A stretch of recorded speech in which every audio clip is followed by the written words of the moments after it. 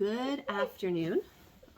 We haven't gotten sap for a number of days because we've been below freezing during the day and night. And it was in the 50s today. So I've got one puppy chewing on my toe. One puppy at the door because he knows we're getting ready to go out, because if I put this coat on, that means I'm going outside. He's ready. We've got our extra bucket with the pillowcase in it to filter our sap. Let's go see how much we got. All right, so we are at the top of the property, our silver maple tree. And we've got, oops, let's see, about a gallon in there. So here, I'm gonna set you down here. There we go. Hopefully the dogs will try to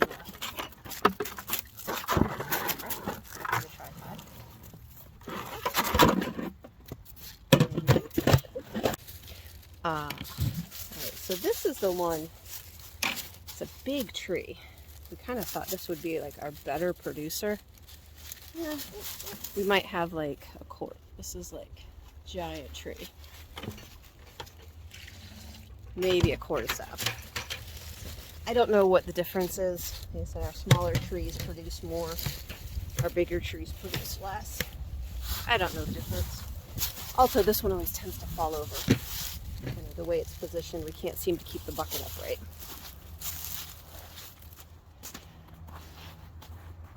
All right. Next. All right. So this is our tree closer to the house. This is our other Norwegian maple. We've got about 2 gallons from this one. And I put the puppies inside the fence because I'm heading kind of towards the road. And they're not happy. I'll be back, sweetie. I hear you, honey. I know. Alright, so this one's the one that's at the front of our house. Again, this is a pretty big tree. We have 3 taps in it. We've got maybe a cup or 2 of sap. So I left the puppies inside the fence while I did around front, because it's towards the road. We'll very upset. Okay, last tree. Oh, yeah, okay. Oh, there's gonna be, oh, no. We don't need you in the sap bucket, sweetie. Okay, so this is our last tree. Sometimes like this one, this hose I'm messing with has some sap in it, so I'm just kind of flicking it to get some air through it, let the sap down in. Yep, and oops, come here, sweetie. It holds true again. This, like the tree that's in the worst shape. Oh, and no. And the smallest has the most sap in it. You're okay. So this probably has like 2.5 gallons. Oh, sorry, Lucky. 2.5 gallons. And I think we're to 5 gallons now. So the kind of ratios as they are. That's probably going to give us, just keep your nose out of there, sir, about somewhere between a pint and a quart. Really, it should take 10 gallons to get a quart, but we got almost a full quart from about, I don't know, 7.5, 8 gallons.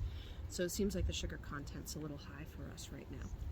So we're going to take this in and start it boiling, if the dogs will let us. Alright, I was really trying to stay somewhat clean because I have to go back into work tonight. But that's not going to happen.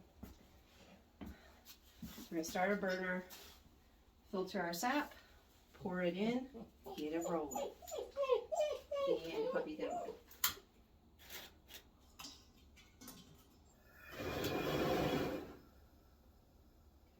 I'm just going to turn that down as low as I can. Right now until I have this on. Just going to pull our pillowcase out. I like doing it this way because it's just less cumbersome. I already have the pillowcase in while I'm collecting.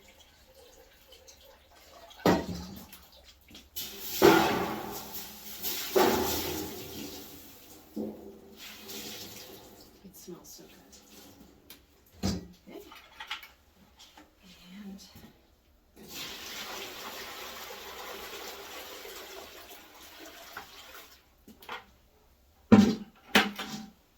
now a couple of things I was just thinking about.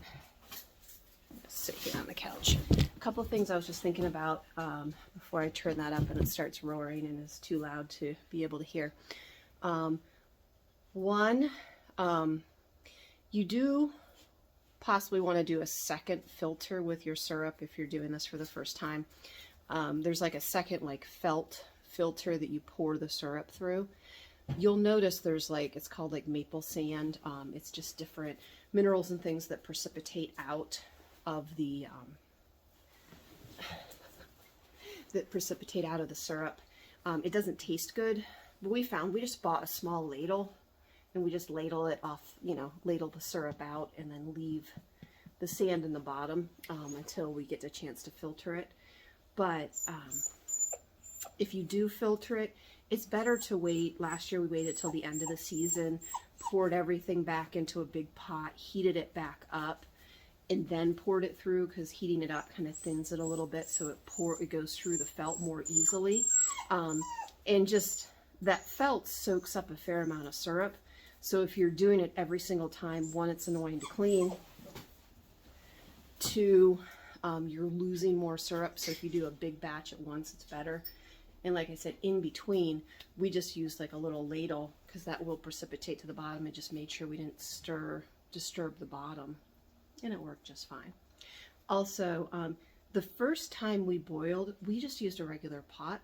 From what I understand, the more surface area you have for steam to rise off and for the water to boil off, the better. So that's why the buffet pan is better, because it's got more surface area than you would with just a big pot. But if you just have a big pot, if you're not sure if you want to do this, if you don't want to invest more money and you just have a big pot to work with, that's fine also. So I'm going back into work tonight. Luke's probably going to be the one that's going to be finishing this. So I'm not sure what I'll get up. Maybe I'm just going to get up this much and then we'll do finishing later. We'll see. Thanks for joining us.